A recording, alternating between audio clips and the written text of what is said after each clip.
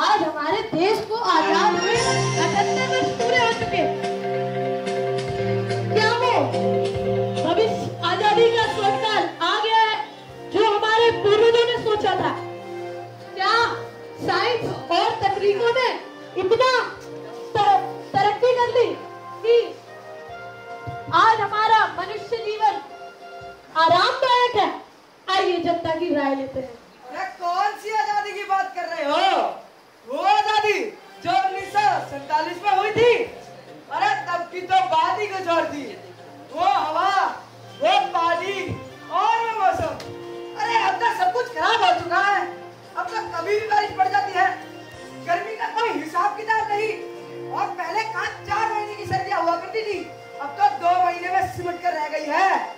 अरे चाचा जी, आप सही कह रहे हैं। वो हमारे बचपन के दिन जब हम स्वेटर पहनकर, शॉल ओढ़कर रामलीला देखने जाते थे, और भैया अब तो बनियान में भी गर्मी लगती है। हाँ, अब याद आया ना तुम्हें? भैया चाचा जी बिल्कुल ठीक कहा था। दोनों हमारे घर के पास वाली जमीन है ना, बंजर बन गया। पहले में चावल, गेहूं, दाल दोनों बाबा सब चलता है, पर हमारी टमाटर तक नहीं होगा। हमारे भी कहते चटनी कैसे बनाई, हमका तो लागत है तो हमने चटनी बनाई दे। अब काफी अच्छी स्टोरी है आपकी। तो क्या सच में हमारे जलवायु में इतना परिवर्तन आ गया है कि विज्ञान और तकनीकी भी उससे लड़ नहीं पा रही? क्या सच में हमारा भविष्य का स्वर्णकाल अंधकार में है? क्या ये सच कह रहे हैं? तुम्हें क्या लगता है? अगर ये सच है तो इसका समाधान क्या है? और तुम्हें जलवायु परिवर्तन के कुछ अलग अलग प्रभाव से रूबरू करवाता हूँ और उनके समाधान भी बताता हूँ। अरे अरे, ये तुम मुझे कहाँ ले आए? ये हमारे भारत देश का ही एक शहर है। पर यहाँ इतना पानी क्यों है? जरा ध्यान से तो देखो। ओह, यहाँ तो बाढ़ आ रखी है। हाँ बिल्कुल सही। आज बढ़ती ह्यूमन एक्टिविटी के कारण एल नीनो इफेक्ट और ला नीना इफेक्ट इतना बढ़ चुका है कि कहीं भी बिन मौसम बारिश आती है, इसके कारण वहाँ पे बाढ़ आ जाती है। और कई बार तो ऐसा होता है कि बिल्कुल ही बारिश नहीं आती, इसके कारण वहाँ पे सूखा पड़ जाता है। और तो और ग्लोबल वार्मिंग के बढ़ने से मैंने सुना है कि 65 से भी ज्यादा देशों की जमीन 10 से 15 साल में पानी के नीचे होगी। अच्छा, पर अब हमें क्या करना चाहिए? अरे पहले इनकी मदद करते हैं। पहले आओ।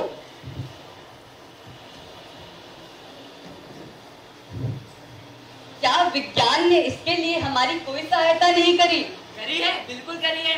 जैसे कि बाढ़ आने से पहले हमें कैसे ही पता लग जाता है कि बाढ़ आने वाली है, इसके लिए लिडार फ्लड रेंज मैपिंग, और तो और बाढ़ आने पर जल्द से जल्द कैसे बचे, इसके लिए रैपिड रिस्पांस वाटर गेट।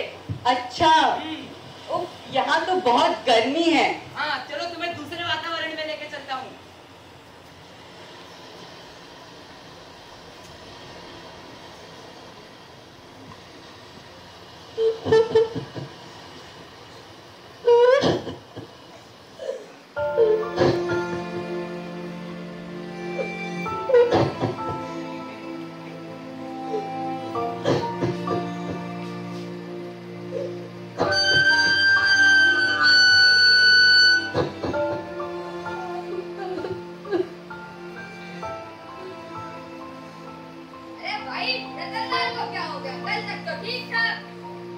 अरे भाई साहब, क्या बताए, 3 साल से पानी के कारण खेती ठीक से नहीं हो रही। अरे बहन जी, खेतों के लिए क्या, पानी पीने के लिए भी नहीं मिल रहा। सारी जमीन बंजर बन गई। खेती ठीक से नहीं उगती, थोड़ी बहुत उगती भी है वो भी बिकती नहीं, इसलिए इन्होंने खुदकुशी कर ली। अरे क्या खुदकुशी कर ली? अरे भाई साहब, क्या बताऊं, ये पानी की तंगी है ही कुछ ऐसी। अब पिछली बार मेरी फसल भी इसी कारण खराब हो गई थी कि मैं उसे अच्छे से पानी नहीं दे पाया। अब पानी जमीन के इतना नीचे चला गया है कि मोटर पंप लगाने के बाद भी ऊपर नहीं आ पाता। अब क्या पता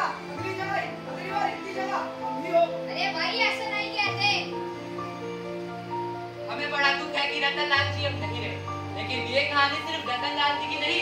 आज भारत में ना जाने ऐसे कितने लोग हैं जो पानी ना मिलने के कारण या पानी की समस्याओं से अपने जीवन से हाथ धो बैठते हैं। यह संख्या हमारे देश में 2 लाख के करीब है और पूरे विश्व में ये संख्या 35 लाख से अधिक है। क्या विज्ञान इसमें हमारी कोई सहायता नहीं कर सकता? क्यों नहीं कर सकता, जरूर करिए विज्ञान ने इसमें हमारी सहायता। जैसे कि इन इलाकों में हमें ड्रिप इरिगेशन जैसी तकनीकों का इस्तेमाल करना चाहिए, और तो और ऐसी बीजों का इस्तेमाल करना चाहिए जो जेनेटिकली मॉडिफाई हो, क्योंकि उनमें पानी की जरूरत थोड़ी कम होती है। अच्छा, हाँ, मुझे भी याद आया। मैंने भी कहीं सुना था कि इसमें हम सैटेलाइट की भी मदद ले सकते हैं। अगर कहीं बाढ़ या सूखा पड़ने वाला हो तो हमें पहले ही चेतावनी मिल जाती है और हम उसका कोई समाधान निकाल पाते हैं। हाँ। और इसकी जानकारी हम अपने पास वाले किसान केंद्र से ले सकते हैं। चलिए आगे बढ़ते हैं। आओ।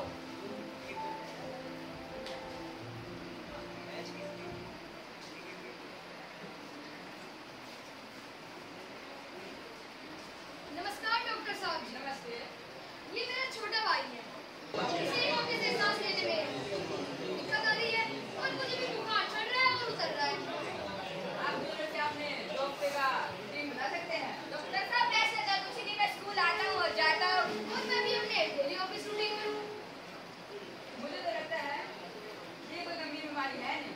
अगर मैं इसको लंबे समय के लो तो ये एक सीरियस केस बन सकता है। कैसे? इसका एक ही कारण है, आज हमने अपने पर्यावरण को इतना दूषित कर दिया है कि हमारी आबोहवा बदलते जा रही है। इसके कारण ना जाने कितनी बीमारियां हो रही हैं। तो इसका समाधान क्या होगा? इसका एक ही समाधान है, जलवायु परिवर्तन के कारणों को जांचना और उनके समाधान को बढ़ावा देना। अब मुझे समझ आया कि मुझे ठीक क्यों नहीं लग रहा था, क्योंकि मैं बाढ़ वाले इलाके से सीधा गर्मी के इलाके में आया था तो मुझे सरद गर्म हो गया। क्या विज्ञान ने इसमें भी हमारी कोई सहायता करी है? करिए, बिल्कुल। आजकल तो विज्ञान ने ऐसी तकनीकें फोन, वॉच वगैरह में डाल रखी है कि वो हमारा heart rate, body temperature, oxygen level भी नाप सकती है, जिससे हम अपनी बॉडी को ट्रैक कर सकते हैं। और जब हमारी तबीयत खराब होने वाली होती है, हमारे फोन पे मैसेज आके हमें पता चल जाता है कि हमारी तबीयत खराब होने वाली है। और हाँ, आज हम अपने डॉक्टर से ऑनलाइन ही कांटेक्ट कर सकते हैं और ऑनलाइन ही दवाइयाँ भी ले सकते हैं। ओह, यह तो बहुत अच्छी बात है। अभी हमने जलवायु परिवर्तन के प्रभाव तो देखे, परंतु अब हम इसके कारण देखेंगे। आओ।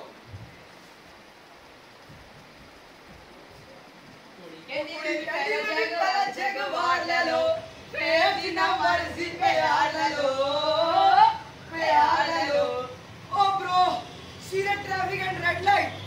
Leave it, bro. What a car, bro. Oh, I know. Let us hear exhaust of your beauty car. Okay. Boom. And also smoke, bro. अरे भाई सुनो सुनो, ये तुम क्या कर रहे हो? अभी तो रेड लाइट हो रखी है, फिर तुमने अपनी गाड़ी ऑन क्यों छोड़ रखी है? Listen, I am paying for my fuel, and it's my car. So, Oh, hello. This car is mine. The petrol in the tank is mine. I paid for it. Who the hell are you? ये गाड़ी होगी तुम्हारी, पर ये साफ हवा हम सबकी है। अरे भाई, हमारी गाड़ियों से ही होता है क्या पोल्यूशन? अरे तुम जैसे न जाने हजारों और लाखों लोग रेड लाइट पे खड़े होकर अपनी गाड़ी को ऑन रखे कितना प्रदूषण फैलाते हैं। और एक बात बताओ, तुम तीनों दोस्त हो ना? Yes. फिर तुम तीनों एक ही गाड़ी में क्यों नहीं आ जाते? यही देख लो, इतना खास रहे हैं फिर भी इनको समझ नहीं आया। My grandma is suffering from asthma. और मेरे दादू को भी ब्रीथिंग इश्यूज थे, इस वजह से उनकी डेथ हो गई। Bro, I think you must park your car. Okay, bro. Come with me. आ जाओ। चलो, ये लोग तो समझ गए। एक बात बताओ, क्या सिर्फ गाड़ियों से निकलने वाला प्रदूषण इसका मुख्य कारण है? अगर है तो इसका विज्ञान ने कोई समाधान नहीं दिया क्या? नहीं नहीं, इसका विज्ञान ने पहले ही समाधान दे दिया है। आज विज्ञान इलेक्ट्रिक वाहन का निर्माण कर चुका है जो पोल्यूशन बिल्कुल भी नहीं करती, और अभी तो हाइड्रोजन से चलने वाली गाड़ियां भी बन चुकी हैं, बस बाजार में आना बाकी है। जो इनकी तरह ही बिल्कुल भी प्रदूषण नहीं फैलाएंगी। और हाँ, मैंने तो ये भी सुना था कि भारत में जल्दी BS7 आ जाएगा, जिसमें ऐसा कैटालिटिक कन्वर्टर लगा है जो प्रदूषण को 40% तक और कम कर देगा। और जहाँ तक बात हुई तुम्हारी कारणों की, इसका बस एक ही मुख्य कारण नहीं, इसके कई मुख्य कारण हैं, जैसे इंडस्ट्रीज, फैक्ट्रीज, उपभोक्तावाद और जंगलों को काटना। और वो कैसे? आओ इस दृश्य के माध्यम से देखते हैं। आओ।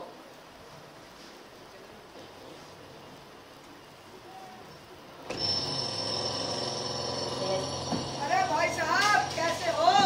All is well. अच्छा साहब ये भी बता दीजिए कि हमारा फ्लैट कब तक बन जाएगा? अरे भाई साहब, आपने जो कच्चा बनवाया है, उसमें यहाँ पर कम्युनिटी सेंटर तो होगा ही। हाँ हाँ यहाँ पर आपका स्विमिंग पूल भी होगा। हाँ। यहाँ पर रिंकू बेटा के लिए वॉलीबॉल कोर्ट, बास्केटबॉल कोर्ट भी होगा। अरे हाँ हाँ। फिर जहाँ पर आप खड़े हैं वहाँ पार्किंग तो 100% होगी। अरे हाँ भाई हाँ। अरे भैया, तो इस सब के लिए जमीन चाहिए ना। ये भैया हमारे गड्ढा खोद रहे हैं, ये भैया हमारे पेड़ काट रहे हैं, मशीनें अलग से लगी है, तो भैया टाइम तो लगेगा ना। अरे पापा अंकल सही कह रहे हैं। अरे आपको समाचार तो आपका बेटा ही है। अरे भाई, तुम्हें पता है यहाँ पे क्या हो रहा है? और क्या फ्लैट बन रहे हैं। इतने सारे फ्लैटों में रहेगा कौन? लेकिन क्या बात करें, और कौन, इंसान ही रहेंगे ना। अच्छा चलो, मैंने तुम्हारी बात मान ली, लेकिन एक बात बताओ, गरीब लोग तो घर खरीद नहीं पाएंगे, फिर क्या अमीर लोग ही घर पे घर खरीदेंगे? बात तो तुम्हारी एकदम सही है। आओ जरा इनसे बात करते हैं। आओ। अरे भैया जी जरा इधर आना, यहाँ क्या हो रहा है? भाई साहब, यहाँ फ्लैट बन रहे हैं। आपको चाहिए 1 BHK, 2 BHK, 3 BHK, 4 BHK, 5 BHK? नहीं नहीं, मेरे को कोई फ्लैट नहीं चाहिए, पर इतने सारे फ्लैट का करोगे क्या? देखो, मेरा एक नॉर्मल सा प्लान है। पहले मैंने सोचा मैं बनूंगा फ्लैट, तो मेरे पास आधा पैसा। फिर मैंने सोचा मैं बनूंगा 10 फ्लैट, तो मेरे पास आधा पैसा ही पैसा। और अब तो मैंने सोचा है मैं बनूंगा फ्लैट ही फ्लैट, तो अब तो पैसा ही पैसा ही पैसा। पर आपने ये नहीं सोचा, इतने सारे फ्लैट बनाने के लिए आप जो ये पेड़ काट रहे हो, उससे पर्यावरण को कितना नुकसान है? वो कैसे? अरे भाई, तुमने कभी साइंस पढ़ी नहीं है क्या? पेड़ जो होते हैं हमारी धरती की मिट्टी को बांध के रखते हैं। अगर पेड़ ही काट दिए तो धरती की मिट्टी को बांध के कौन रखेगा? अच्छा एक बात बताओ, ना तुमने अपने कंस्ट्रक्शन में किसी इको फ्रेंडली चीजों का उपयोग किया है?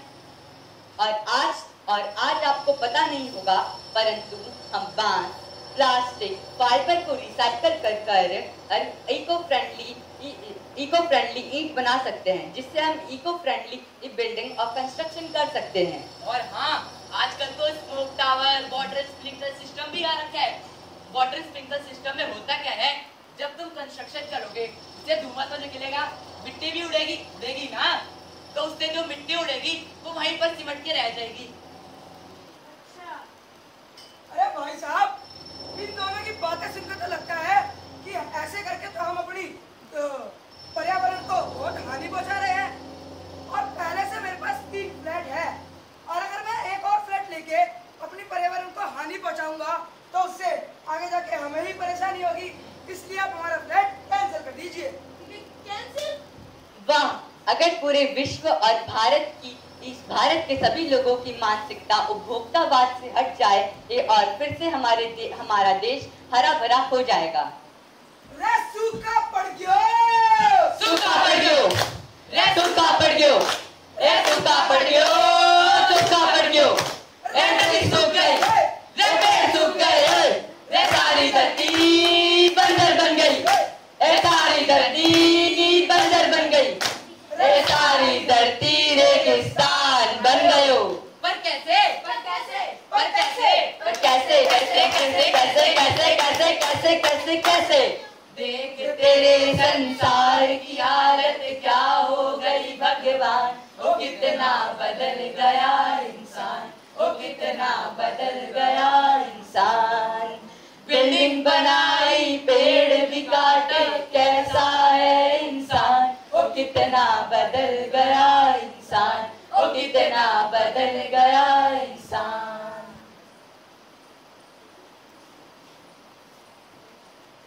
इंसानों ने आज वायु और जल परिवर्तन की नींव रखी, परंतु आज ये इतनी खतरनाक हो चुकी है कि आज ये इतनी खतरनाक और विस्फोटक हो गई है कि इंसान के लिए ही हानिकारक बनती जा रही है।